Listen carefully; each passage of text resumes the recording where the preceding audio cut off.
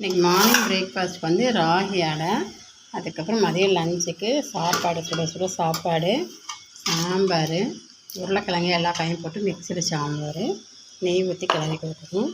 ஸ்நாக்ஸுக்கு பார்த்திங்கன்னா சீம்பால், நேற்று சீம்பால் கிடச்சனால சீம்பால் செஞ்சு வச்சுருக்கேன்.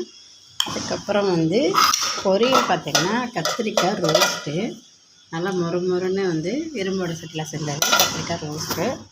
அதுக்கப்புறம் மீன் மேக்கர் மஞ்சூரியன். இந்த லஞ்ச் மெனு பிரேக்ஃபாஸ்ட் உங்களுக்கு பிடிச்சிருந்தா லைக் பண்ணுங்கள், ஷேர் பண்ணுங்கள், கமெண்ட் பண்ணுங்கள், மறக்காமல் சப்ஸ்கிரைப் பண்ணிக்கோங்க. பாய்.